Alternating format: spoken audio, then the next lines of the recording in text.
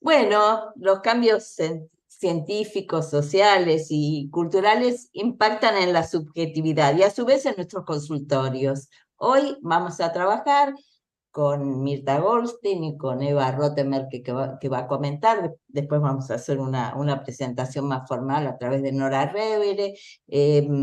Vamos a trabajar el tema de lo trans y lo infantil. En el libro Transformaciones, que Mirta nos presenta, trabaja la cuestión de la infancia, los tiempos de espera necesarios, cuál es el tiempo suficiente, lo trans luego de una sexualidad fijada, habla de las formaciones del inconsciente, habla de la sexuación, que no es solo producto del ambiente y de la identidad yoica, que trabajemos con el inconsciente, con la apropiación simbólica, del deseo y del goce, y que el goce no es fijo, dice.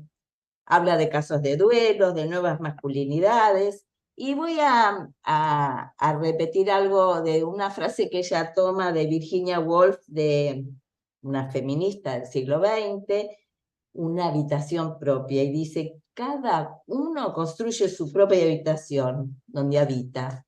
Y bueno, y de eso vamos a trabajar.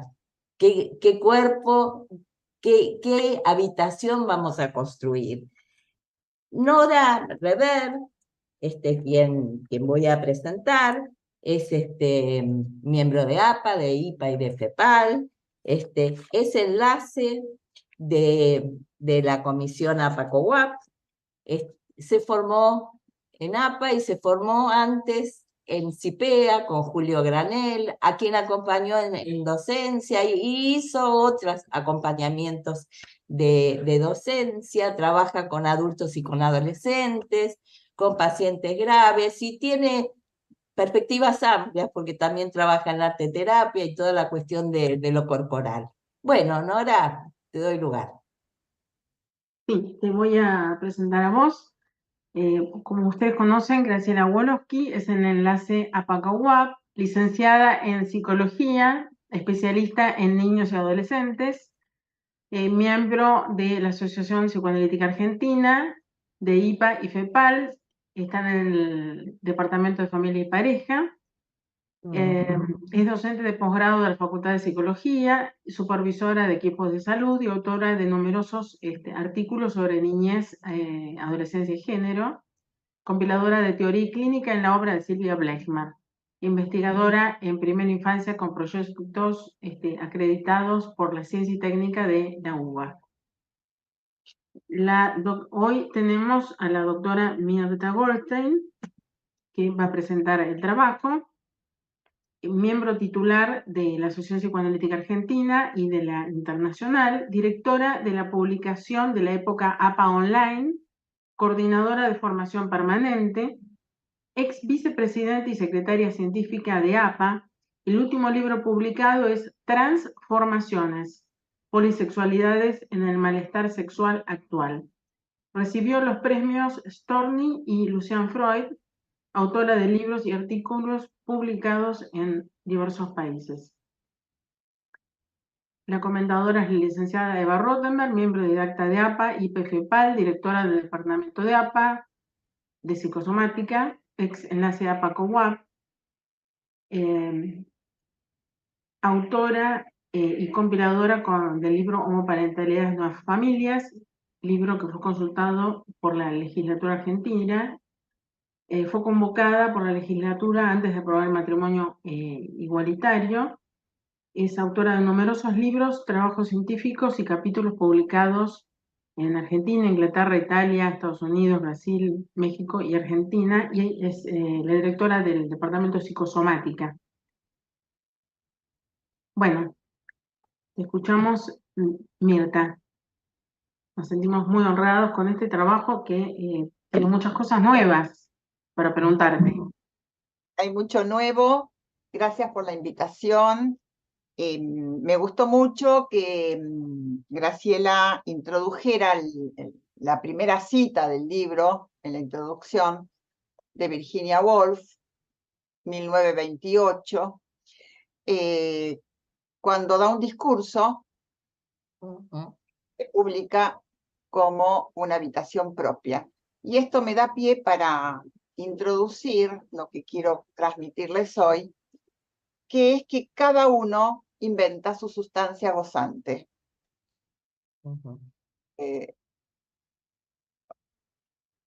Es decir, su corporeidad erógena.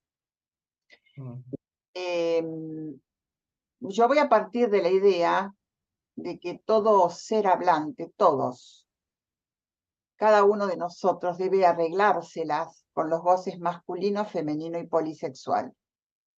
Y este para todos es un universal y para todos los géneros. Es decir, no es que un género se la tiene que arreglar y los otros no, sino que es para todos los seres hablantes. Esto es algo que resalto porque me parece que es importante. Entonces, lo que denominamos sexuación o salida sexuada o la salida sexual del Edipo en Freud es un invento de cada sujeto, es un invento único, irrepetible, es otro de los nombres de la singularidad. Yo diría que es la misma, la singularidad es eso, cómo cada uno se puede nominar como sujeto sexuado. Y esto no solo produce malestar en la cultura, porque es un problema de la diferencia sexual, sino también malestar sexual y de pareja. Y los malestares de pareja son intragéneros e intergéneros. Es decir, que cuando nosotros pensamos que estamos tratando una pareja heterosexual, en realidad estamos trabajando con varias cosas al mismo tiempo, con la sexuación de cada uno, con la fantasmática de cada uno, con el género de cada uno, es decir, con el semblante con que plantea ante el mundo su propia sexuación. La violencia intrafamiliar, las disfunciones sexuales inhibitorias, son síntomas de este desarreglo estructural que ustedes habrán escuchado muchas veces que Lacan lo denominó no hay relación sexual. Y esto que se llama no hay relación sexual no es otra cosa que este desarreglo, ¿no?, que se produce por la angustia. En este sentido, la angustia que aparece en las transformaciones LTGBQ+, tiene que ser entendida desde varias perspectivas estructurales y lo que yo voy a trabajar como cronológicas. Es decir, lo primario de lo infantil como una temporalidad lógica que abarca lo primario y lo secundario de la subjetivación dentro de lo infantil, y que a su vez tiene tiempos singulares para cada uno que se pueden distinguir en estadios. Entonces, lo infantil no es unívoco, no es la infancia, sino que hay un acople que cada vez tenemos que volver a hacer con cada sujeto entre la infancia cronológica y la lógica de su sexuación singular. Desde el nacimiento, el placer y el displacer transitan por la superficie corporal, las mucosas y por los órganos. Esto es eminentemente freudiano. Estos goces sensaciones de los primeros meses de vida no tienen diferenciación ni representación, solo se difuminan y se desplazan sin localización, pues se dan, y sin objeto, pues se dan previos a la diferenciación en zonas erógenas. Freud los incluye en el yo real primitivo, que es anabjetal, o sin objeto específico, así lo describe Freud, ¿no? En Introducción del narcisismo, ubica el yo de realidad primitivo como anterior al objeto externo, el que requiere del yo placer purificado para ser investido. Es decir, que ya Freud ahí da a diferentes momentos o temporalidades subjetivas dentro de esto infantil primario. Es decir, hay una marca de un tiempo prepulsional que Freud ubica en el esquema del peine. Por favor, Guillermo, mostra el esquema del peine. No sé si Guillermo me está ocurriendo. Ok. Listo. Y como ustedes ven, Freud lo describe en el polo de apertura del aparato psíquico. Es decir, hay algo que queda de la percepción que queda fuera del aparato y el aparato comienza. Perdón, Mirta, no estamos viendo el esquema peine. Sí, yo lo mandé. Sí, lo tengo acá, lo veo en la pantalla, sí. Ah, bueno, yo considero el esquema peine el que está en la interpretación de los sueños. Esto es del proyecto. Sí, bueno, Sí, pero también es, sí, lo mismo. Bueno, también es.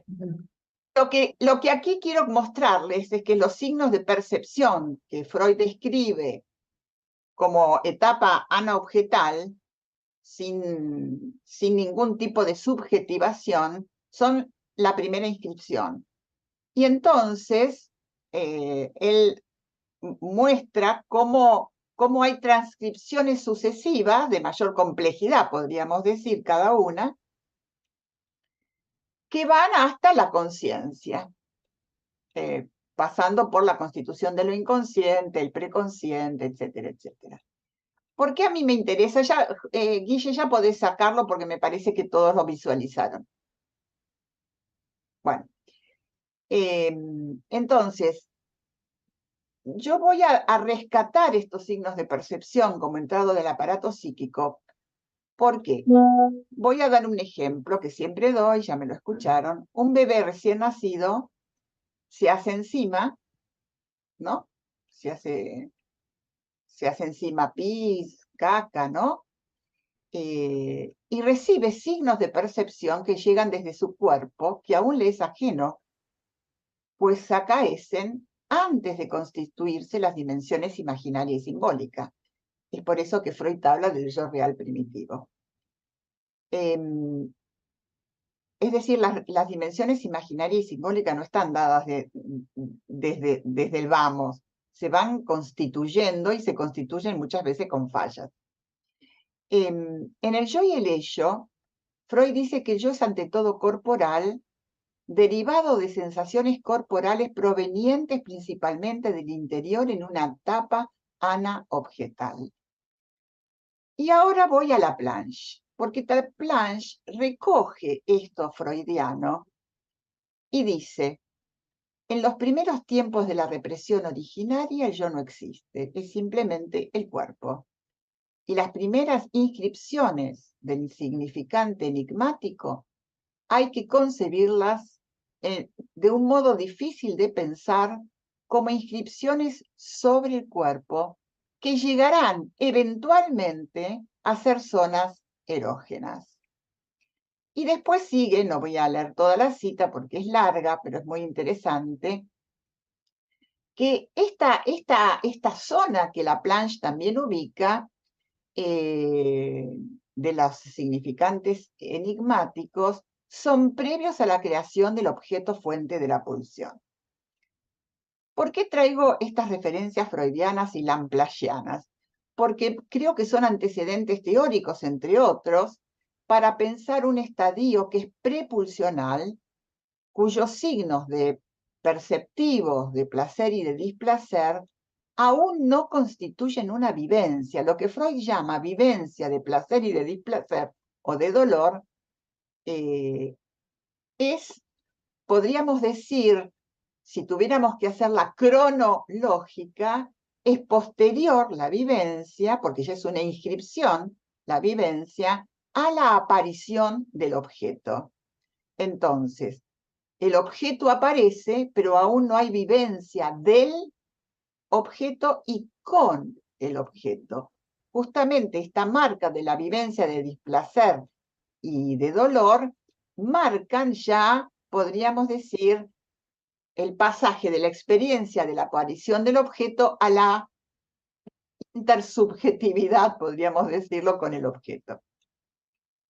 A este estadio, que lo ubico tan tempranamente, lo denomino heteros inconsciente primario, que es previo al autoerotismo, a la distinción adentro-afuera, a la distinción pasivo y activo, y al estadio del espejo. O sea, que esta zona arcaica, precoz, que son otros nombres con que Freud la nombra, digamos, va desde el nacimiento hasta los 6 meses. ¿Y por qué hasta los 6 meses? ¿Y por qué hasta el estadio del espejo? Porque el estadio del espejo ya es el primer organizador del aparato psíquico. Y es el primer organizador de las dimensiones imaginaria y simbólica. En términos lacanianos podríamos decir que es en el estadio del espejo en que se constituyen las dimensiones real, simbólica e imaginaria. Y este estadio del espejo que Lacan pone, fíjense que estas son de las primeras argumentaciones lacanianas, muy cercanas a Freud, a Merleau-Ponty, que Lacan las ubica hasta los 18 meses, es paralelo a la incorporación del lenguaje. Todo esto que voy diciendo tiene muchísimas connotaciones y consecuencias, tanto psíquicas como teóricas. Entonces, voy a coincidir con Freud y con Laplanche que hay una anterioridad a las zonas erógenas, y esta anterioridad la considero en la base de los fenómenos orgánicos y de lo que denomino las transformaciones polisexuales.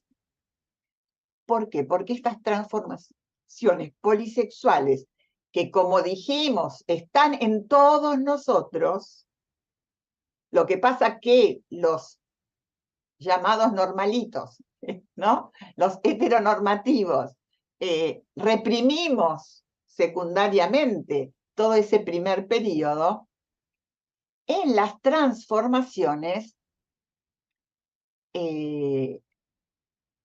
se actualizan. Entonces, este heteros primario, que es universal, para mí se define como un territorio erógeno constituyente del para todos.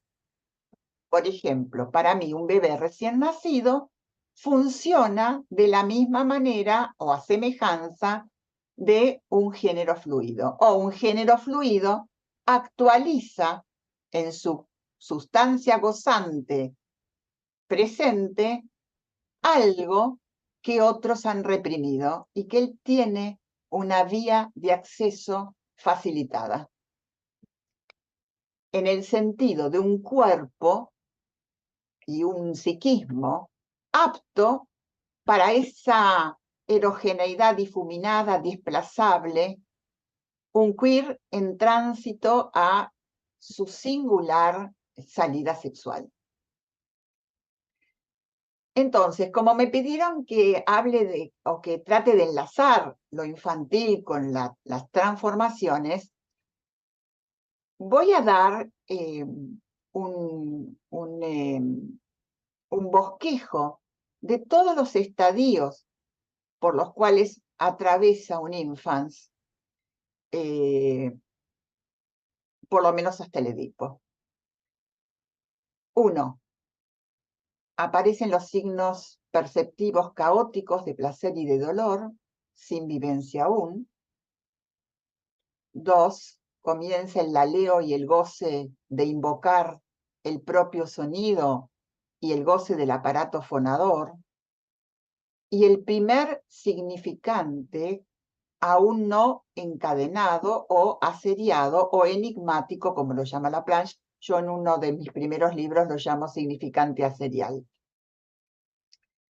Y en este momento es donde se produce eso que todos conocemos como en el infans el baño del lenguaje, es decir, alienación en Lacan, represión primaria en Freud. 3. Madura el polo perceptual visual y aparece el goce escópico. 4. El infans transita desde la experiencia de aparición del objeto hacia la vivencia de satisfacción y de dolor con un objeto. 5. El estadio del espejo unifica la imagen corporal de esa fragmentación primaria y el niño se tropieza con las diferencias imaginarias, tales como los distintos roles que provienen de la cultura y del contexto familiar y parental. 6. Aparece la palabra hablada, fordá, y el nombre propio se incorpora o se rechaza. Esto es concomitante al estadio del espejo. 7. Hay niños que tempranamente empiezan a sentir discordancia respecto de la identidad sexual asignada. El niño que se siente diferente atraviesa una distorsión en su imagen corporal y extrañeza respecto del ser. Ven lo que no son. Y esto es interesante porque es semejante a lo que le ocurre a las anoréxicas. Ven lo que no son y son lo que no ven. Esta distorsión generalmente reconduce a lo prepulsional primario anterior al estadio del espejo, que no se rige por el ordenamiento fálico y la represión secundaria. Lo que quiero decir es que parte de esos signos de percepción se van transcribiendo hasta la represión secundaria y hay una parte de esos signos de percepción que quedan siguiendo a Laplanche como significantes enigmáticos. Para mí no son significantes, son signos. Porque, bueno, creo que hay que diferenciar entre significante y signo. Y son signos perceptivos, como dije antes, que el futuro queer o trans o polisexual tiene acceso a esos goces.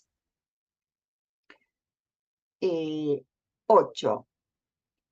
Etapa de la premisa universal del falo en la madre y el descubrimiento de la diferencia tener-no tener pene, y la caída de la imagen infantil de falo imaginario para esa madre, ¿no? O de Smash-Stick the Baby. Entonces empieza a atravesar la angustia de castración y comienza a manifestarse la elección de objeto. 10. Se dan diversas salidas del Edipo con la inscripción definitiva de un fantasma que sostendrá la repetición y la orientación singular de la sexualidad. Con esto estoy diciendo que si un niño decide una identidad o demanda, no es que la decide, no la decide él demanda un cambio de identidad de género, se está anticipando. Y si el contexto le refuerza esa demanda o intenta satisfacerla, también hay un apresuramiento que es abusivo de la subjetividad. 11.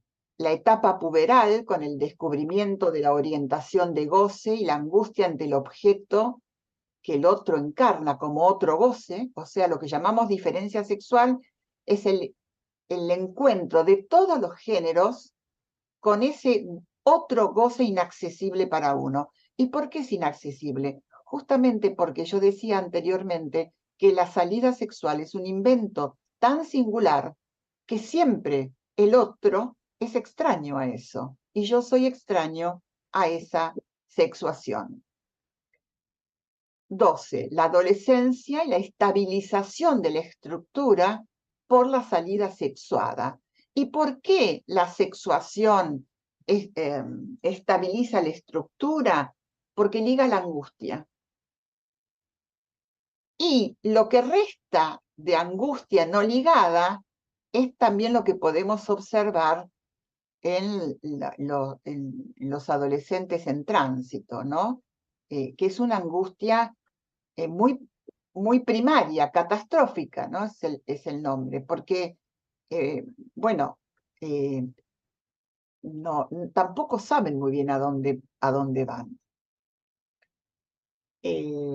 Bueno, hay otro elemento que tenemos que tener en cuenta en lo primario, que está descrito por Freud, que son las fobias precoces, que indican que algo empieza a andar mal.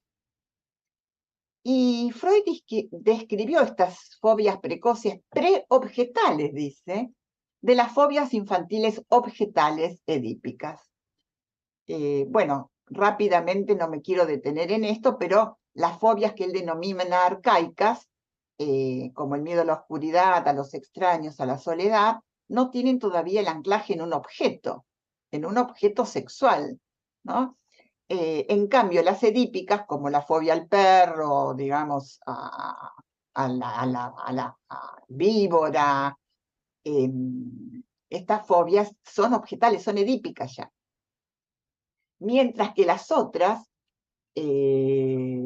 son fobias, las fobias arcaicas son fobias de verbo, las llama, ¿no? A caer, a ser tragado, la fobia al contacto, que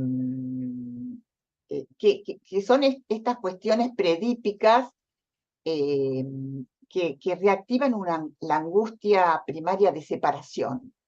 Entonces ahí podríamos situar dos angustias, la angustia de separación de la angustia de castración.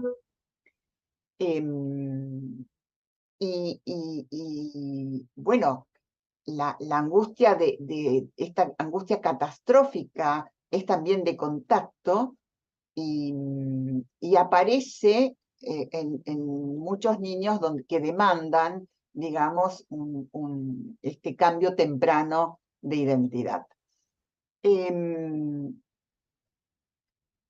Yo trabajo con polisexualidades, prefiero este nombre a LTGBQ, y los casos que yo he tratado vienen, por suerte, empiezan a llegar con angustias catastróficas y donde vemos claramente, y después lo voy a decir con un caso que está en el libro, cómo no hay estabilización de la angustia. Y justamente el tránsito lo que muestra es eso, ¿no? Que no hay todavía estabilización de la angustia porque hay todavía está en tránsito la salida sexuada. Bueno, no sé cuánto tiempo me queda, estoy tratando de resumir. ¿Me dicen cuánto tiempo tengo? Bueno. No se escucha, no se escucha. ¿Ahora me escuchan? Sí, A vos sí, a Graciela no la escuchamos. Sí. Y yo creo que 5 minutos, ¿sí? Hasta menos cuarto. Ok. Bueno, entonces yo quiero comentarles que lo que nosotros, por lo menos desde mi posición, lo que denominamos diferencia sexual, es un imposible lógico, es un elemento lógico, es decir, es una causa vacía que ningún ser humano puede saldar, y por eso justamente deviene traumática, y por eso también es causa de creación. ¿Por qué no la podemos saldar? Justamente porque no se puede anular la diferencia sexual. Entonces, y por esto que decía al principio, ¿no? Si cada sujeto se tiene que arreglar con sus goces, ¿no? No hay modo y hay algo, el goce del otro, lo que se llama el goce otro, queda imposible para cada sujeto, ese otro goce es para todo sujeto. Eso es la diferencia sexual. El encuentro con lo otro, o con esa alteridad, podríamos decir, imposible de aprender, porque el goce del otro sexo, sea cual sea el género, porque el sexo no denomina al género, siempre es alteridad, siempre es imposibilidad, siempre es extrañeza. Entonces, una de las cosas que a mí me gustaría como dejar claras es que para no patologizar las transformaciones, para darles también cabida en lo inconsciente reprimido, porque no, los sujetos en tránsito tienen inconsciente, algo tienen que hacer con su polimorfía infantil, como dice Freud, algo tienen que arreglárselas con sus aspectos fálicos y no todofálicos, y con estos aspectos que yo llamaba polisexuales. Es decir, que no hay patología anticipatoria. Es por eso que yo prefiero generar o ampliar la teoría freudiana y encontrar un sustrato gozante para darles cabida dentro de lo que podríamos llamar la sexualidad humana sin patologizar, lo cual no significa que no haya casos patologizados. Pero todas estas corrientes que de alguna manera en un principio ubicaban que esto es perversión, esto es psicosis, esto es esto, bueno, no. Al ubicar el universal, para todos, entonces estamos en un campo en donde nadie está exento. Y es por eso que nos encontramos con situaciones donde de repente hay por ejemplo, rige la heteronorma para un sujeto y de repente a los 50 años deja de regir, ¿no? Y ahí aparece la bisexualidad en vivo. Yo quiero leerle, yo estoy, no hay tiempo para decir todo lo que quería decir, solo quiero ratificar que hoy la pregunta no es si se es hombre o mujer, si es varón o mujer, sino que la pregunta fundamental en los consultorios, a mi entender hoy, es ¿qué significa no sentirse ser ni lo uno ni lo otro? Porque un sujeto en tránsito se exilia de lo que es, pero también ya está exiliado de lo que supone va a ser.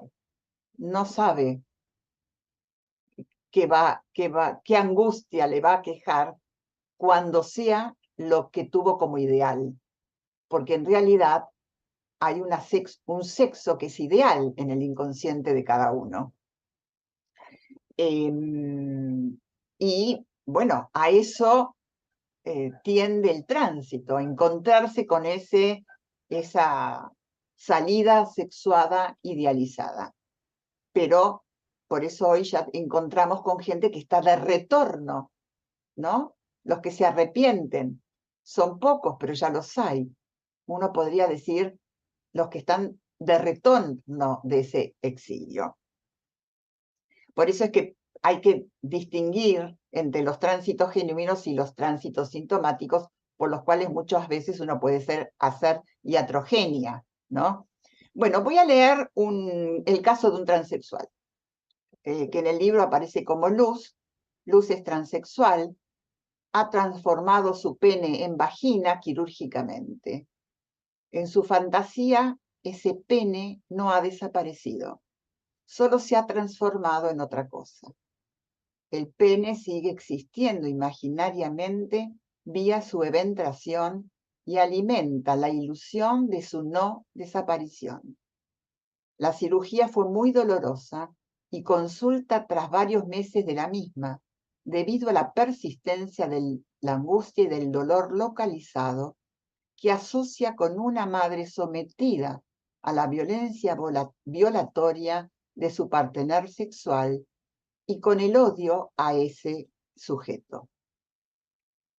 La transformación ha sido exitosa a nivel quirúrgico, pero en lo inconsciente siguen siendo eficaces fantasías de madre fálica, de la universalidad del pene materno y la identificación a una madre sufriente que recibía al pene violento de su partener. La angustia no ha podido ligarse y en el análisis se trabaja el sufrimiento de preguntarse quién era el que se operó y quién es la que fue operada. El tránsito de una identidad a otra la vuelven trans, pero sin asunción simbólica de ese tránsito, lo que debe lograrse en el análisis.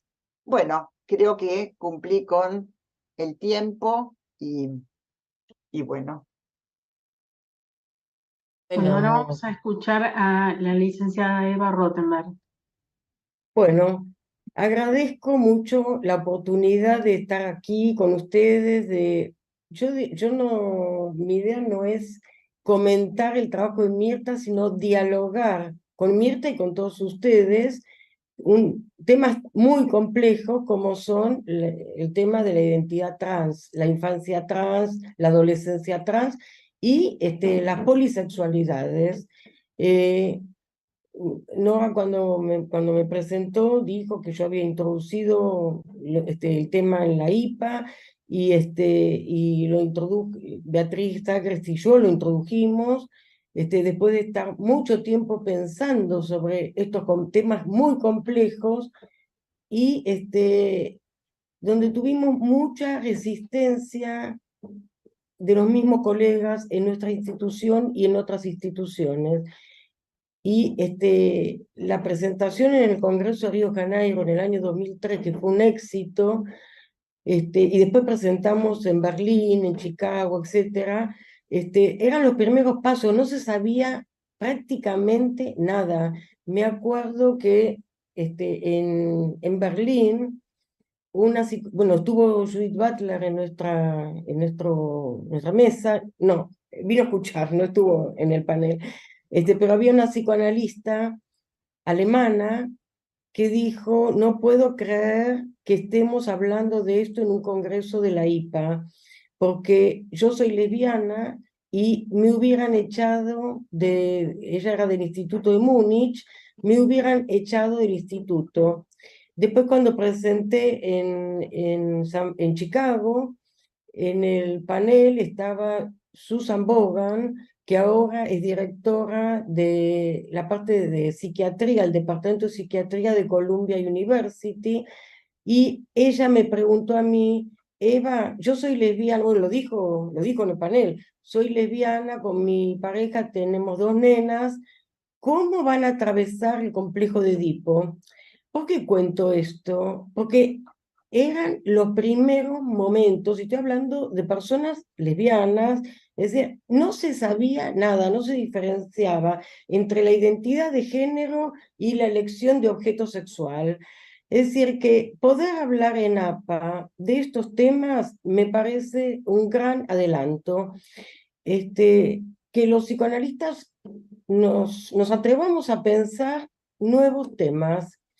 También quiero decir que estoy muy contenta que en nuestra institución podamos abordar distintas teorías, porque Mirta y yo, que somos amigas, trabajamos distintas teorías, y entonces a mí me pareció muy interesante, porque yo también le doy mucha importancia a los primeros momentos de vida, los primeros, sí, el nacimiento, las sensaciones, los signos de percepción, que Mirta aborda, piensa el género fluido, hoy no lo hablaste, pero en el libro está, masculinidades no normativas,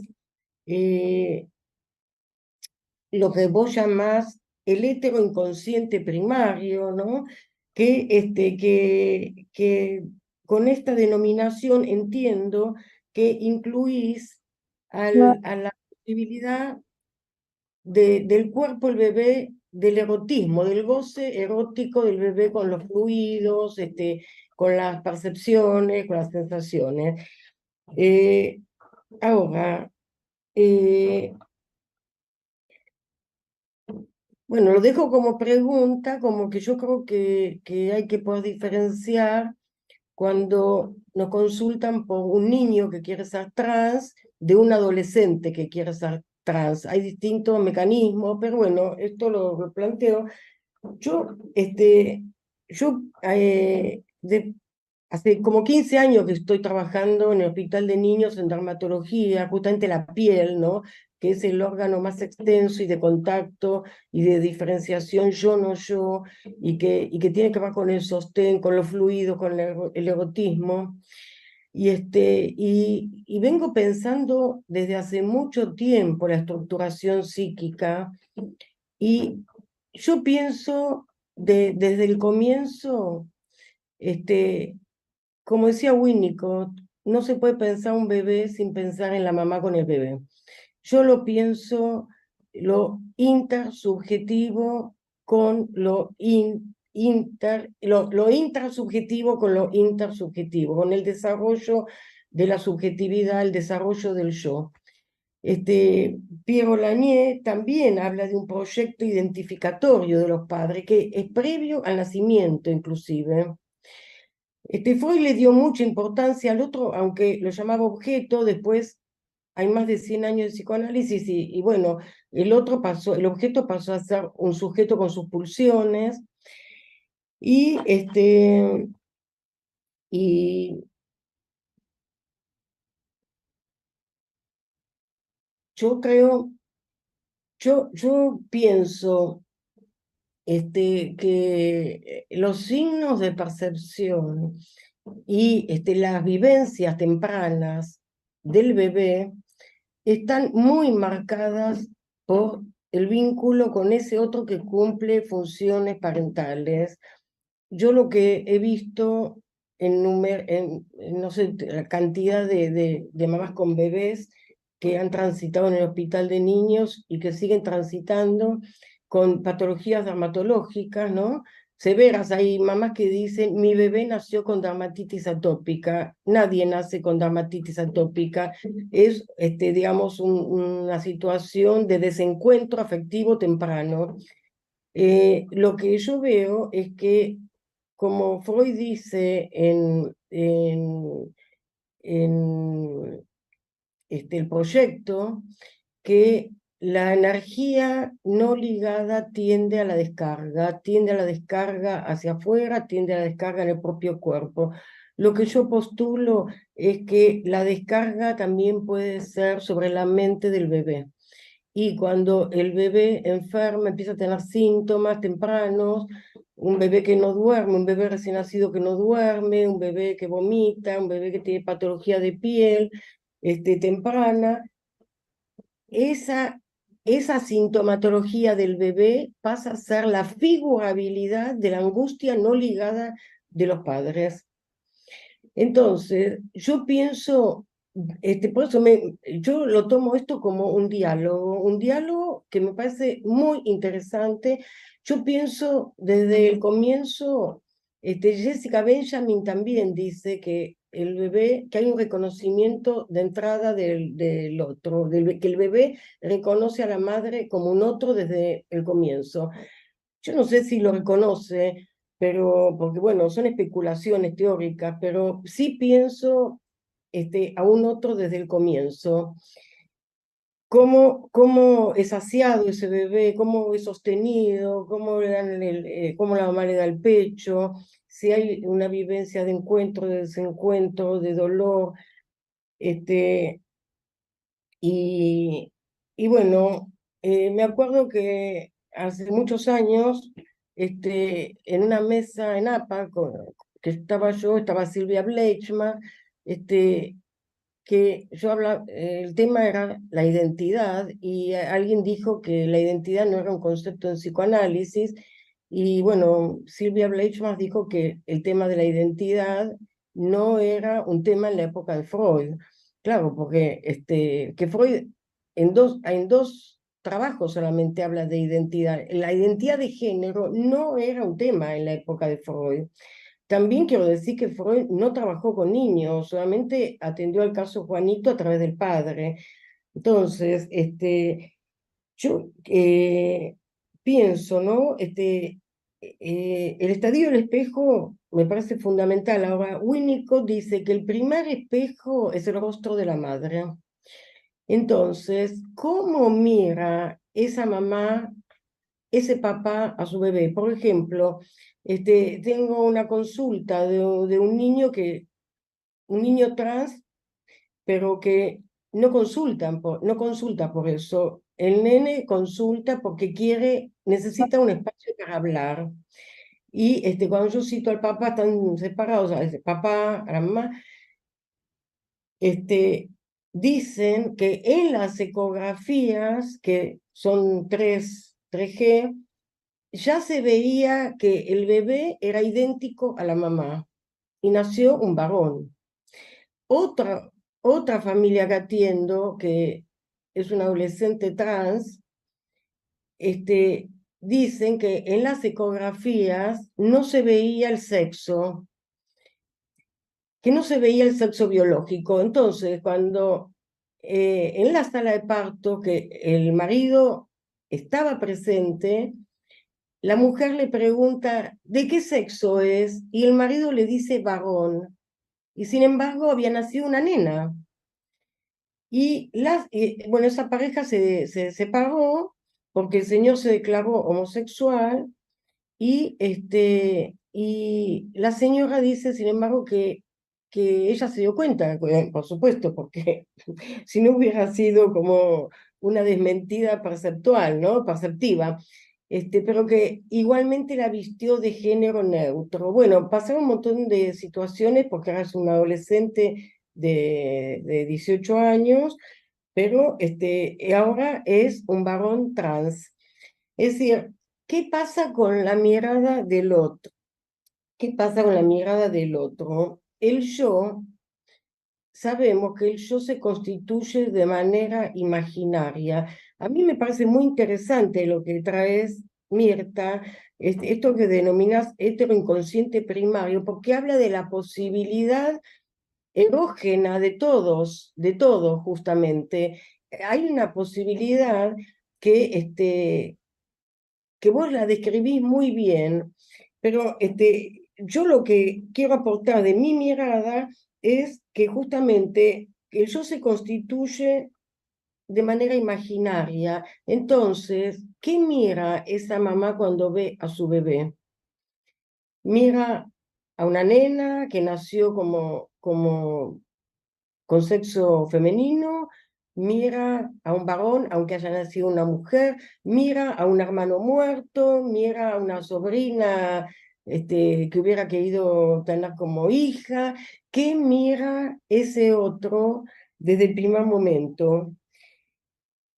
Y es muy interesante el tema del estadio del espejo, porque en consultas de niños de 1 año y 9 meses, yo lo tengo descrito el caso en un libro, un nene que me venían a consultar porque, a ver qué veía yo, un nene que no hablaba, que gritaba, un nene de casi 2 años. Yo le dije a la mamá que se pare con su bebé, bueno, ella lo llamaba bebé, para mí ya no era bebé, que se pare frente al espejo.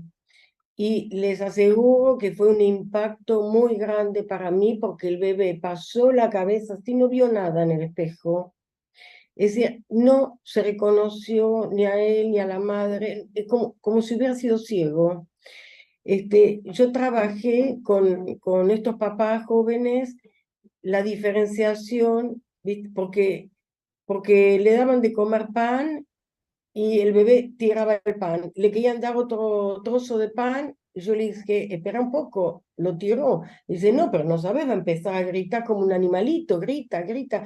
No, pero decile que le vas a dar otro pedazo de pan, pero primero preguntarle si quiere. Dice, ¿cómo le voy a preguntar si no habla? Entonces, yo preguntarle igual. La mamá me miraba como si yo hubiera sido extraterrestre.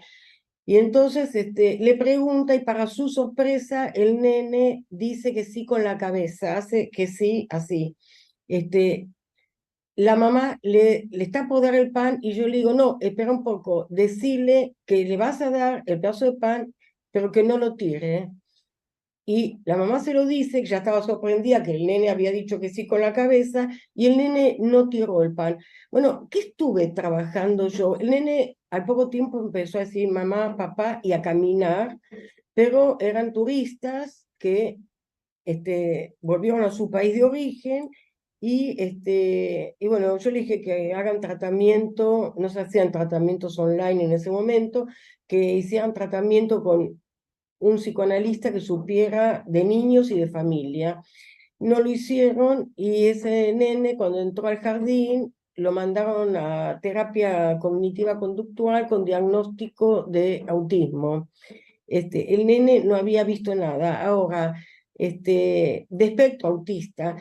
Ahora, estos papás pensaban que el bebé no entendía nada, que ya iba a madurar, solo que algún día iba a aprender que, es decir, no veían al bebé como un otro, no había un reconocimiento del otro como un diferente, como no una parte de sí mismos.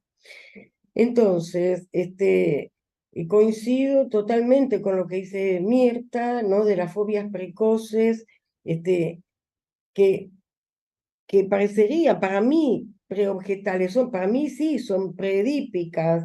La angustia de separación, la angustia de castración, pero especialmente coincido con lo que dijiste, Mirta, que la pregunta en realidad no es de qué género soy, sino quién soy. Estoy totalmente de acuerdo. La pregunta es quién soy y cuando el otro no funciona como la madre no funciona como un espejo del bebé y bueno, y muchas otras funciones parentales que ahora no voy a describir, que las tengo desarrolladas, el bebé no sabe quién es, no puede desarrollar, no puede ir armando el yo, que Winnicott describe perfectamente cómo se va armando el yo, porque Freud dice que del autoerotismo se pasa al narcisismo, tiene que haber un nuevo acto psíquico, que es el yo. Pero cómo se va armando lo explica muy bien Winnicott. Winnicott dice, igual que Freud, que al principio todo es ello, Winnicott dice que si hay una madre suficientemente buena, que comprende empáticamente la necesidad del bebé, el bebé alucina que él creó la leche, él creó el pecho, y dice Winnicott que donde todo era ello, algo empieza a engrosarse y empieza a armarse el yo, empieza a constituirse el yo. Entonces, hay niños que atiendo, sigo atendiendo en el hospital de niños, que consultan a los padres por patología de piel, no consultan por otras situaciones. Son niños que son hablados por los padres, son niños que aunque tengan, no sé, 12 años, uno les pregunta el nombre y contesta la mamá o el papá. No pueden decir ni su nombre, son hablados por el otro, son sujetos que todavía no se sienten sujetos, son, no,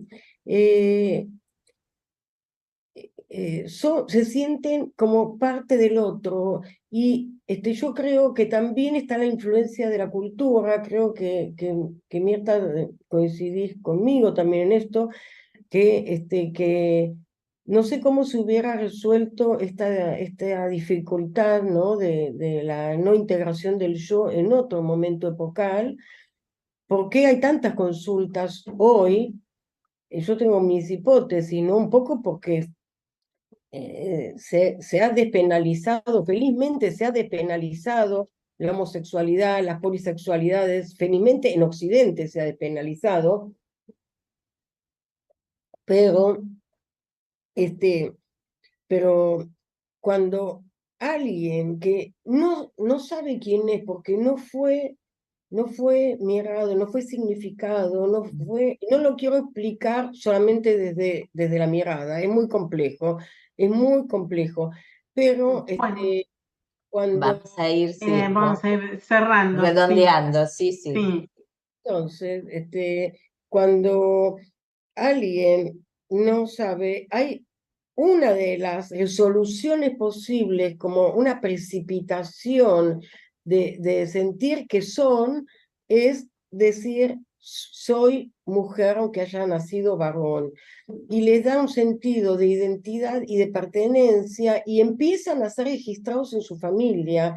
Esto lo veo muy seguido, pero esto no significa que más adelante vuelvan a cuestionarse porque, como dice Mirta, la angustia permanece. La angustia no se ha resuelto con el decir soy de otro género. Bueno, dejo acá por cuestiones del tiempo. Bueno, un segundito, les agradezco mucho a las dos. Recorrimos la metapsicología, es complejo lo de lo trans. Eva mencionaba lo de la identidad se toma de la filosofía y justamente cuando vos le haces la entrevista a Silvia, Silvia lo dice. En el libro que compilás sobre homoparentalidades, y me parece que sí, que es complejo el tema de la identidad, el tema también de entender las fallas ambientales y la formación del self, del cual habla Winnicott más que el yo. Entonces, me parece que podemos seguir dándole una vueltita, respondiendo las preguntas que ya hay una lista de preguntas del público y que vamos a ir viendo qué pasa con lo trans. Y quería contar una viñetita muy corta. Una vez vi hace muchísimos años, y lo supervisé con Marilu Pelento, un niño que jugaba a ser niña, tenía 3 años, y me cuentan los padres que había acontecido unos meses antes un episodio muy traumático. El chico con una neumonía en Mar del Plata fue internado y separado de los padres. Y, y la verdad que fue muy traumático para él porque estaba con una dolencia grande, con un aparato para respirar y sin los padres. Y cuando sale, empieza a jugar a ser nena. Y Marilu me dijo algo muy lindo, porque me dijo, ¿sabes qué? Este chico, o este chique, piensa que si él hubiera sido nena, no le hubiera pasado esto. Y jugamos mucho a ser nena, a ser nene, y se orientó después a ser un nene. Pero me sirvió mucho esto, de cómo salió de lo traumático este niño. Me parece que también, yo trabajé muchos años en el servicio de ginecología de Rivadavia, en adolescencia, y vi muchos casos de ambigüedad genital. Carlos Teuer, que compiló un libro sobre identidad y género, me invitó a escribir, y escribí ahí un caso donde el binarismo es interpelado. Un niño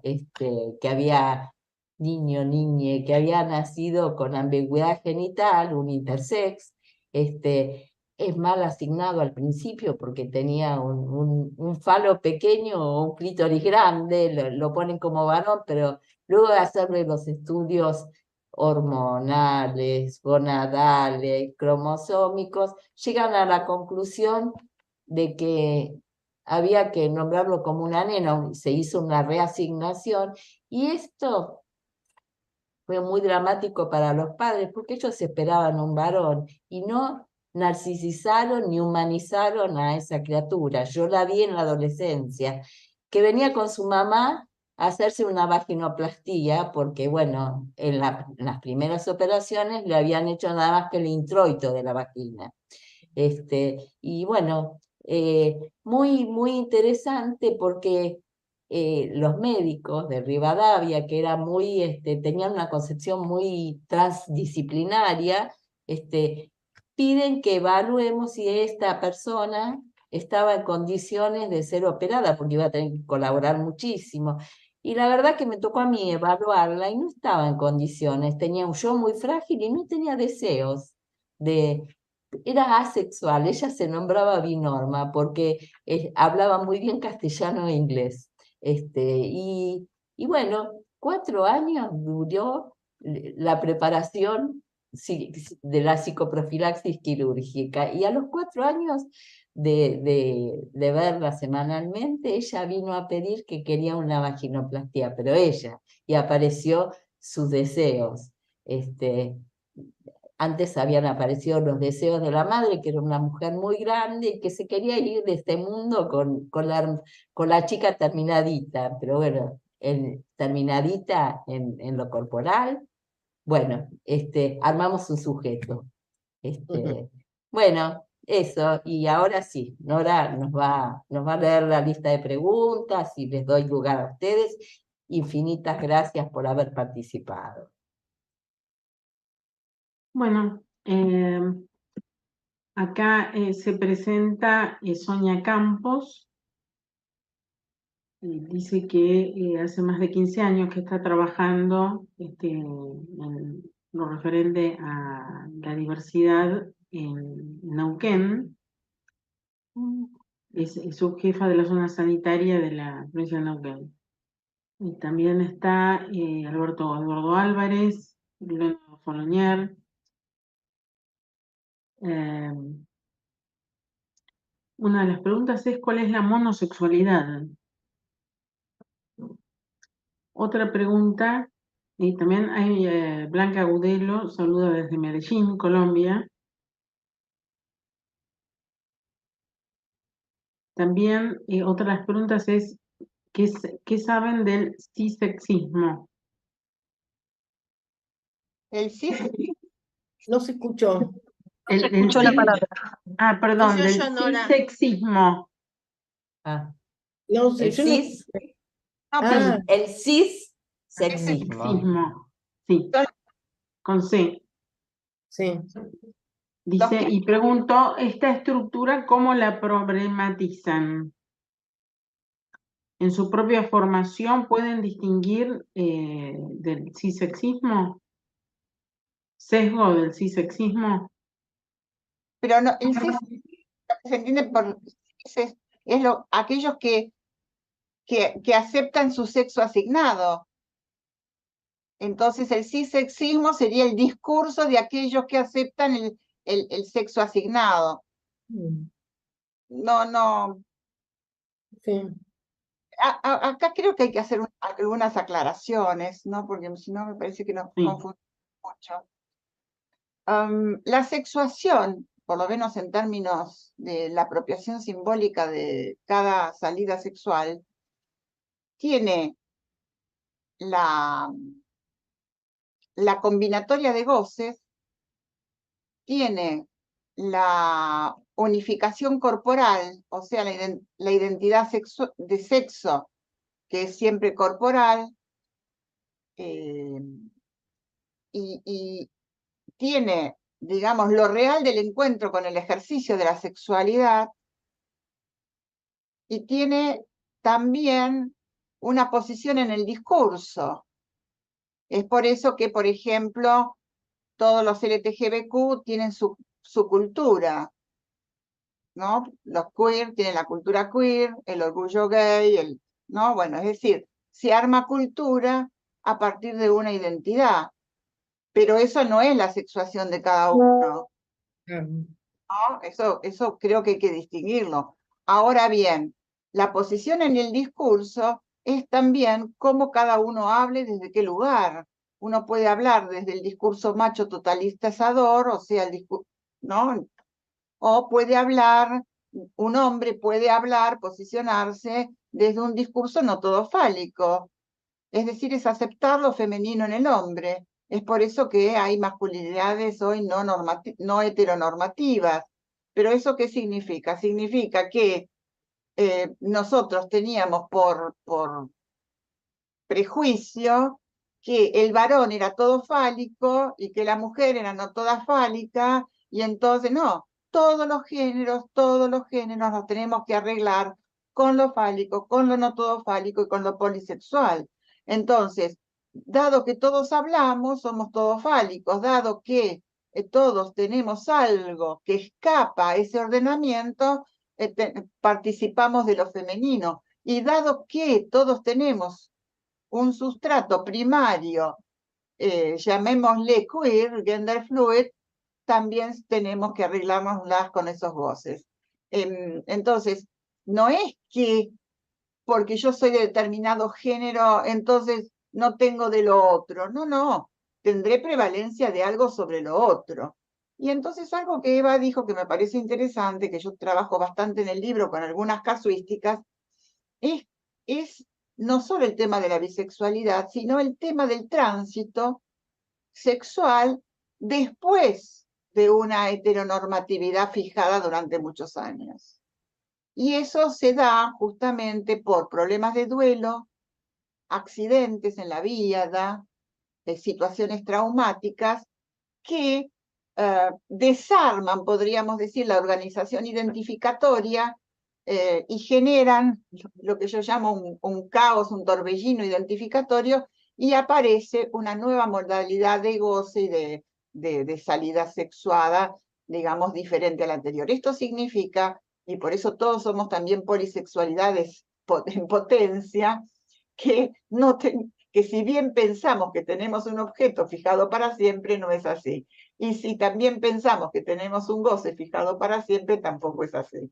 Es decir, y esto, bueno, yo recuerdo hace 40 años, tuve la primera casuística de 6 homosexuales en un año, 6 homosexuales adultos mayores, gerontes, ¿no?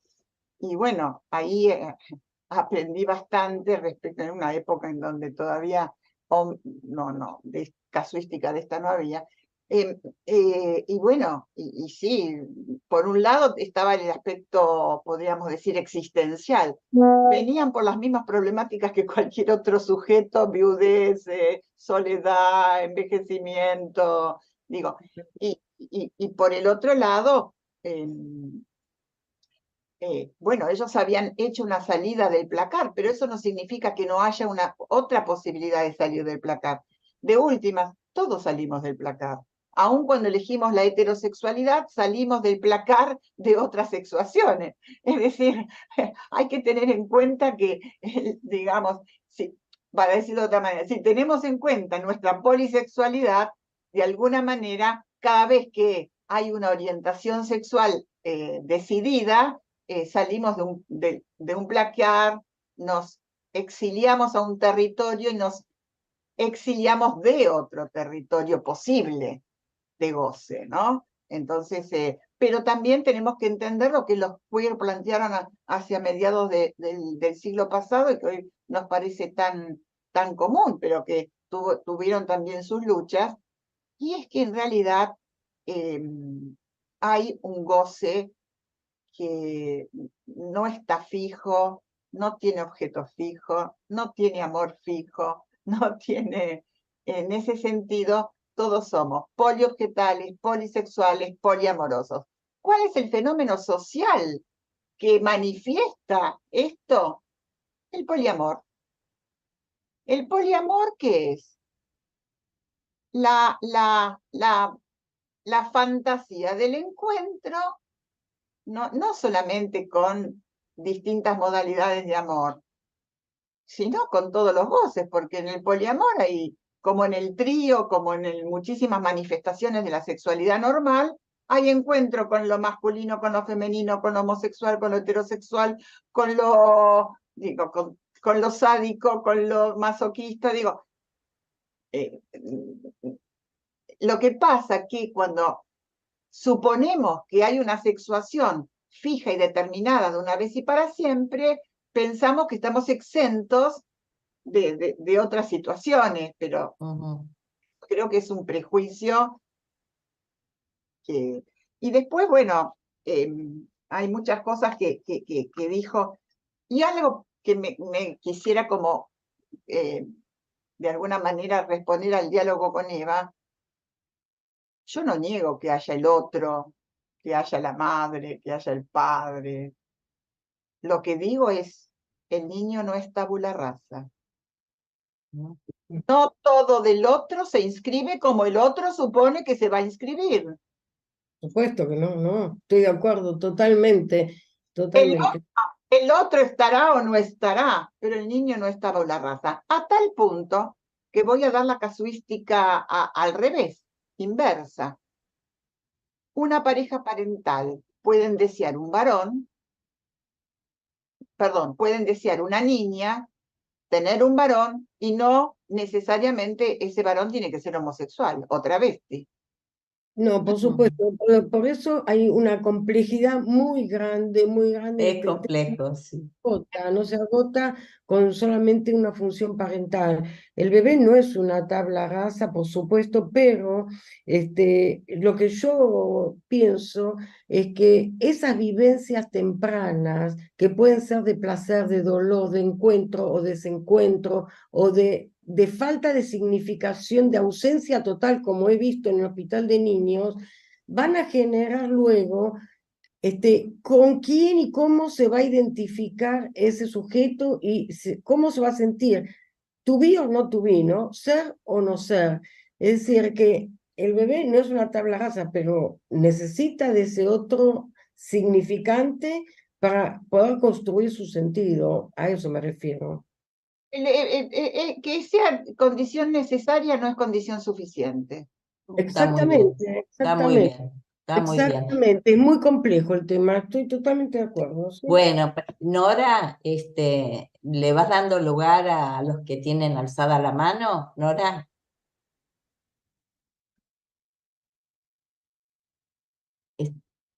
No sé si está escuchando.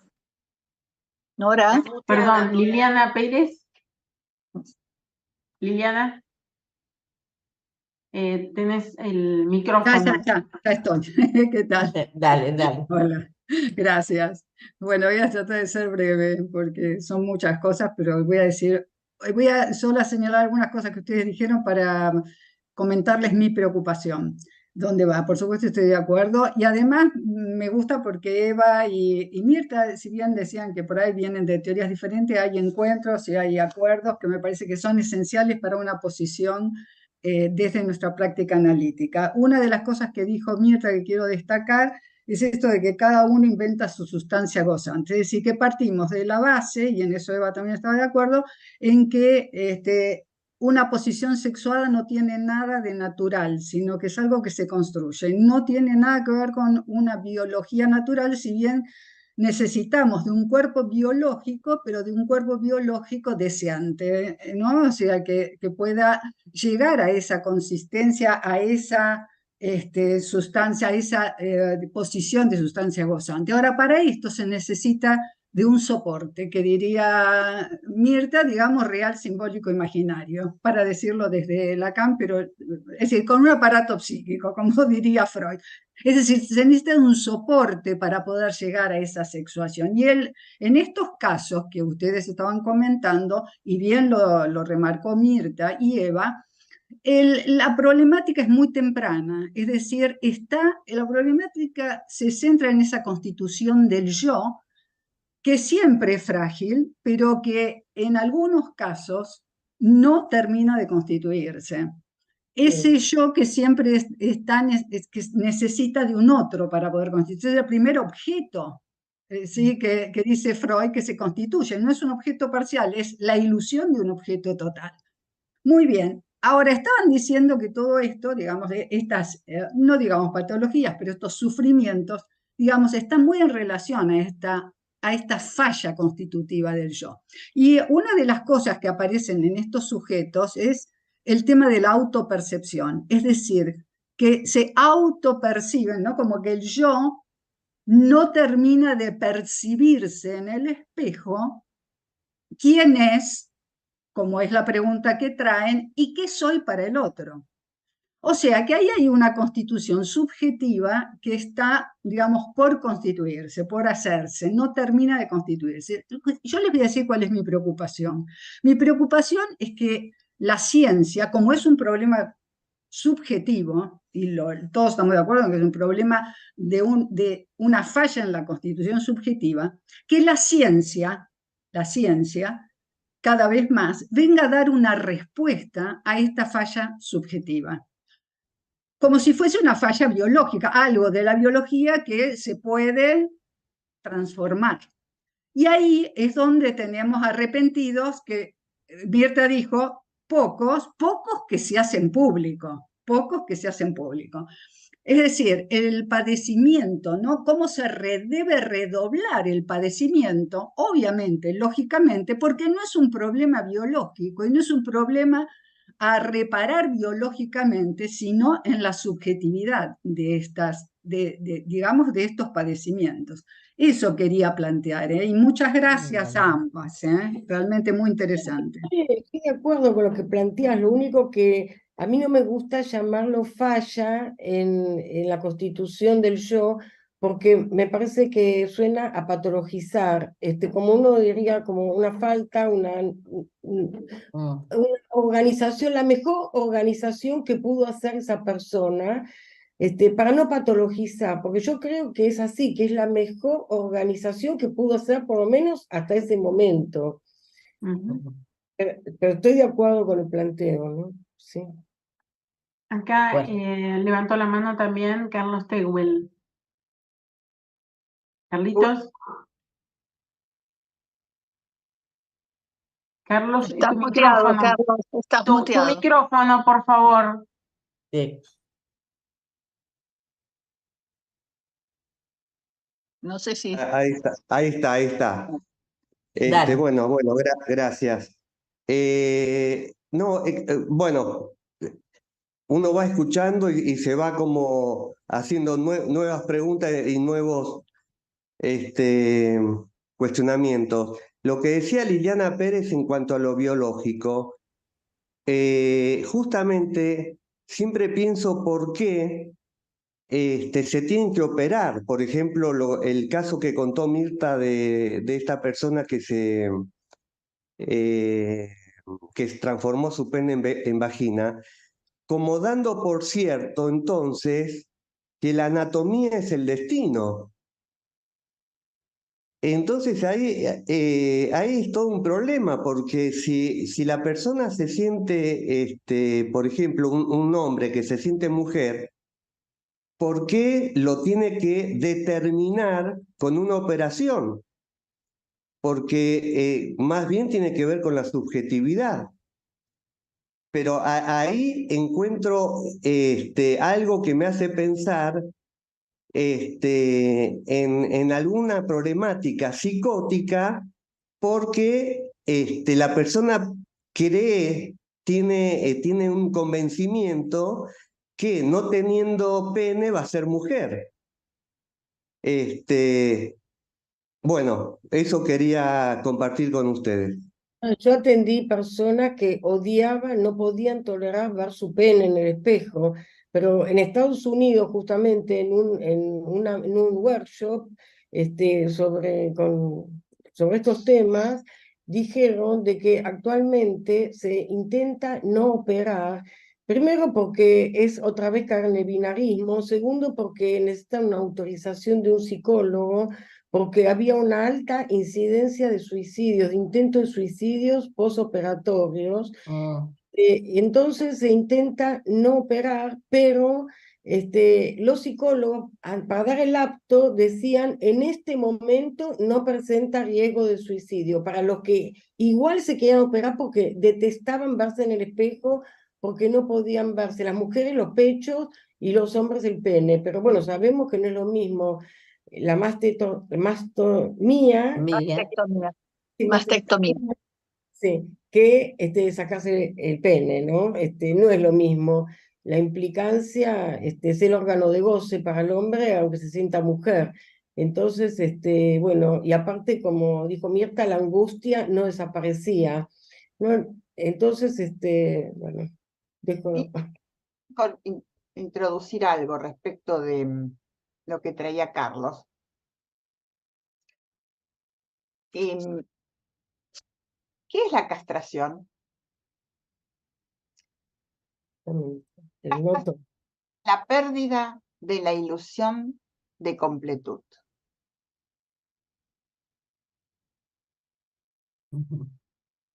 Todos nosotros corremos detrás de esa ilusión.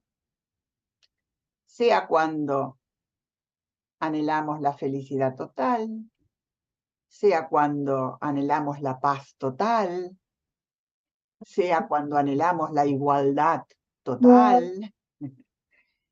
Lo que hay detrás de todas esas luchas es el ideal de completud. Si esto lo llevamos a la sexualidad, en todos hay un ideal inconsciente, muchas veces superyoico, que nos lleva a encontrar ese ideal en la ilusión del encuentro total o, como hacemos casi todos los seres humanos, parcial, en un partener. Pero ahí aparece el problema del cuentito de la violencia familiar,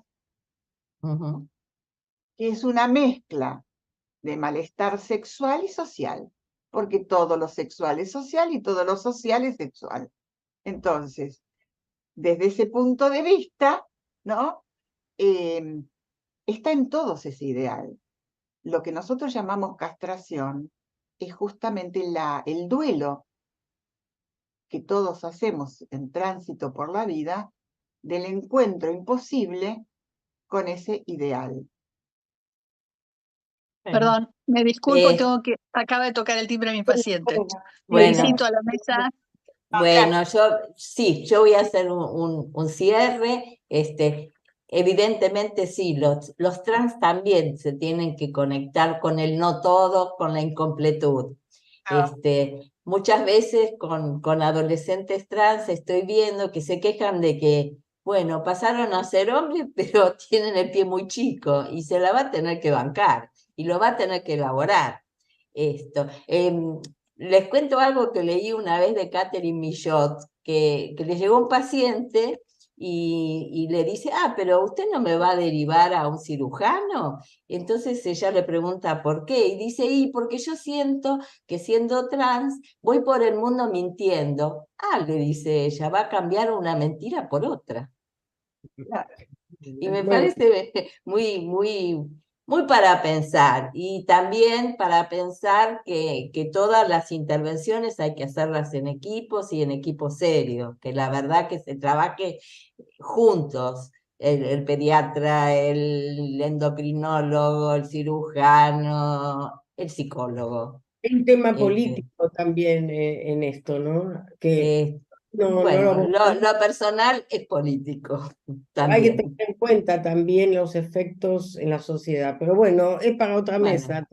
Sí, bueno, les agradezco muchísimo el haber intervenido y bueno, da para seguir pensando, pero es un tema muy de actualidad que nos está llegando a los consultorios. Bueno, muchísimas abrimos gracias. los micrófonos y muchas gracias. Muy linda la mesa.